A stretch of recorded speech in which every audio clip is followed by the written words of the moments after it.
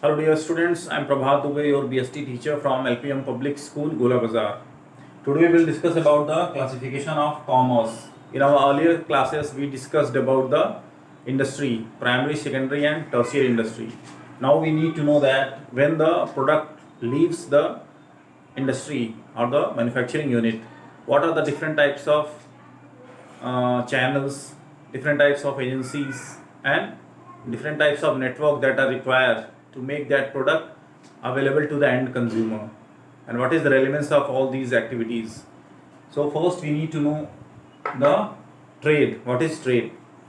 The important aspect that is covered by trade is making the customer and producer know each other very well. If the customer is not aware about the company, what type of product is being offered by the company and what is the background of that company, what is the history of that company, what type of market capitalization is there, okay, what is the USP of that company, the product that is available in the market, what is the unique selling proposition, what is the specific quality that making that product different from others. Then only the customer will buy any product or will avail any service, because for every type of human need, want and demand, different types of products are available in the market. So here the role of trade is very important. In your book it is mentioned that trade is an integral part of commerce. You cannot separate trade from commerce. If trade is not there, then the customer will never avail the product. A simple definition of trade is that it refers to buying and selling of goods and services. Very simple definition. Buying and selling of goods and services. The trader acts as a mediator. He buys the good from manufacturer and sell to the consumer and earn some commission on that. The trade segment of commerce brings together the manufacturer and the consumer, as we discussed. Traders act as a link between the manufacturer and consumer. In the absence of trader, the connectivity between the consumer and the producer will be broken. And if there is no connectivity, then there will be problem in selling that product. Even if you are a very good producer of some specific type of product, but people are not aware about that product, or there is no mediator who can bring you to the customer, because any company who is operating in any specific area don't know the different types of geographic locations, persons of different taste, caste, creed, religion, taste.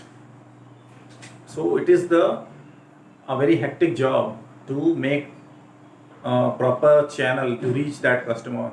Traders are efficient in this type of work. Any producer or any manufacturing unit doesn't possess such type of resources and expertise to understand each and every type of customer. It is duty of the trader. That's why different types of activities are also involved that help trade in reaching the customer. All that assistance and different types of services that affect this trade in a positive manner work as inducer. All these activities support the buying and selling of the product. Okay, so trade is very important, and now we will discuss about the further classification of this trade: internal trade and external trade. You know that if your product and service is crossing the boundary, then this is external trade. Different types of countries of different locations across the nation are connected with your trade, then it is external trade. But when you are operating within the geographic limit of your country, then that trade is called internal trade. Okay, your product and service is not crossing the boundary. Only the customers that are residing in your own country are buying that product or availing that service. So I think difference between internal trade and external trade is clear to you all. In your book it is mentioned that internal trade refers to buying and selling of goods and services within the geographic boundaries of a country. It is also known as home trade because the product is manufactured in your own country and is being utilized also in your own country. Okay, under internal trade, goods and services are bought and sold in the home currency only. There is involvement of only a single currency, because if you are selling and manufacturing the product in India, then rupee, the currency of India, is efficient enough to cover all the financial operations, all the exchange, all the transactions will be done in our own currency. But if any foreign party is involved in that process, then role of foreign currency comes in picture. But in internal trade, there is no need of any involvement of foreign currency. So internal trade is clear to us. Now, internal trade constitute two types of trade: wholesale trade and retail trade. Wholesale and retail, the basic difference is clear to us all. The wholesaler always stores the product in bulk and supplies to the retailers. Okay, and the margin that is received to this wholesaler is his profit. Okay, so wholesale refers to buying and selling of goods and services in large quantity. We know that the wholesalers buy goods directly from the manufacturer and sell these goods to the retailer. It is known to us. Generally, a wholesaler is specialized in one line of product. So you, at the wholesaler, you will not find a range of products, because large number of products are to be stored. That's why the wholesaler always concentrate on a line of product. There is a check on the different types of products that are available in the market. A wholesaler first decide what type of product he is interested in, and then he stores that in adequate amount. If he increases the type of product that are to be stored in his wholesale, then he will suffer in the long run, because he cannot accommodate so much product, so many products.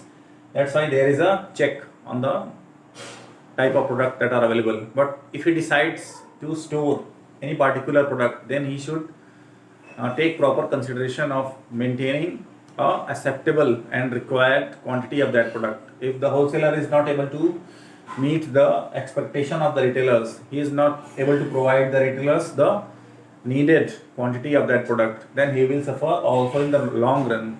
So a healthy relationship between manufacturer, wholesaler and retailer is very important to make sure that the product is available to the end consumer on proper time.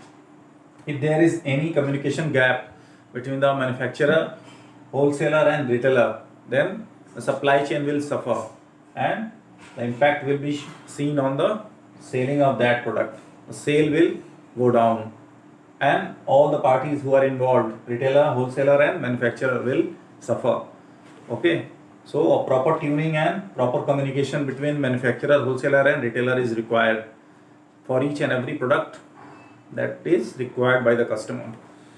Now we will move towards retail trade. Retail trade is clear to us.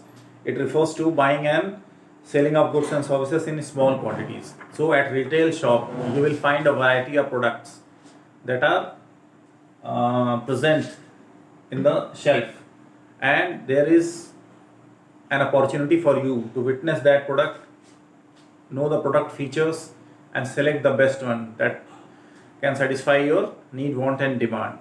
Such type of facility is not available at the wholesale shop. Okay, the product is not visible to you, and even if you are going to buy product from wholesale, you will not be able to buy if you want to avail a single piece, because he will supply in bulk. Okay, a customer who is need a single piece of product will never go to the wholesaler.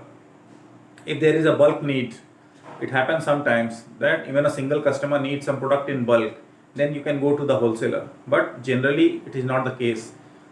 For your personal requirements, you go to the retail shop. Okay, so what are the specific feature?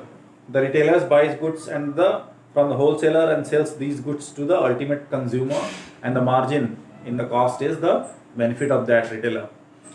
Now it is a compulsion for the retailer. It is very good if he maintains a variety of goods. If there is no variety at the retail shop, then the profitability of the retailer will suffer, because the person who is reaching always try to compare 2 or 3 products for his requirement, and he selects the best one as per his knowledge and taste. So maintaining a variety of products for a single type of product is very necessary for the retail shop. Now we will come to the external trade, where involvement of any other country is taking place. So, what is the requirement to indulge in any business relation with a foreign company? Because any country cannot satisfy its all requirement of food, cloth, and other things, and any country cannot supply you all the needed articles. That's why a connect between different types of companies of different geographic locations is required. Before globalization and liberalization, our country was of a closed type of economy, and that's why the product and services that were available to Indian consumers before 1991 were very limited.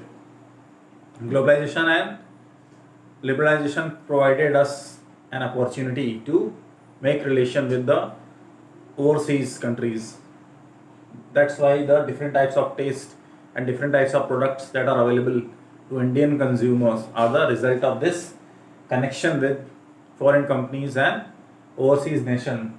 That's why external trade is very crucial for the development of any country, irrespective of its economic status or per capita income. If you're not involved in global trade, then your progress will be always compromised. You need to establish a healthy relationship with other countries as well, because you cannot satisfy all the need, wants, and demands of your customers, consumers, and citizens.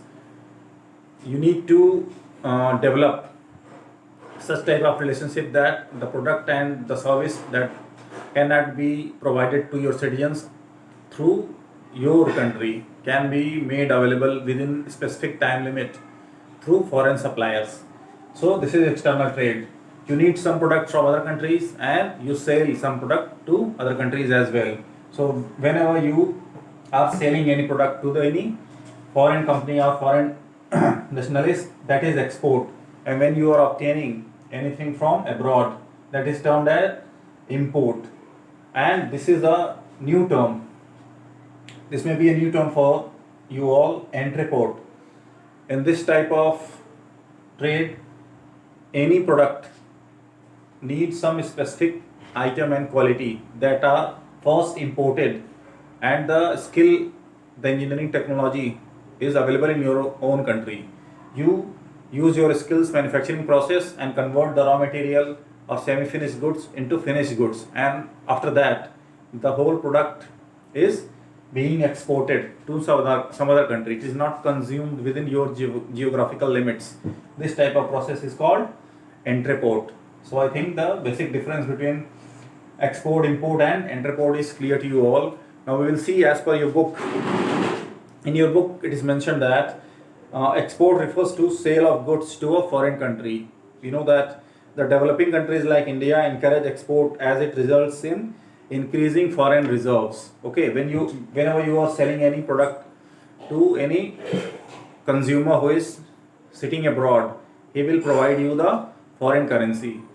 Especially dollar is the most acceptable, widely acceptable currency, and we need foreign exchange for our purchase of crude oil, especially anything that is required in our country, we have to pay in foreign currency. So maintaining a healthy amount of foreign currency at our reserves is very good. So export is very much needed. If you are supplying a good amount of goods and you are also making your services available to the foreign customers and consumers, even if who are sitting abroad, and they are just providing you the task through internet and digital media, and you are providing them services sitting in India. Such type of product services are also making availability of foreign exchange. So this is very important. Now we will come to import. It refers to buying of goods from a foreign country. Import of technology or capital goods is encouraged as compared to import of consumer goods. This is the basic difference, that we need to import technology and capital goods. But for consumer goods, the goods that are being utilized by common man should not be imported. Otherwise, our Make in India initiative will be hampered. We need to make our country self-reliant for our own requirements. And if we are relying on foreign companies and foreign nations for our need, want, and demand, then our per capita income, our profitability, our GDP, and our economy will be suffer in the long run. Okay, so we have to make sure that most of the products that are in demand in our country should be produced by our own companies. And if there is some specific requirement, the resource that is not available or the technology that is not available in our country should be imported from other nations. Okay, now interport, it refers to import of goods for the purpose of exports. Okay, in interport, the goods are purchased from a foreign country but not for consumption in home country, but for selling these goods to some other country, as we discussed. So this external trade and internal trade is clear to us all. In our next lecture, we will discuss the aids to trade. What are the activities that support the process of trade? Okay, thanks.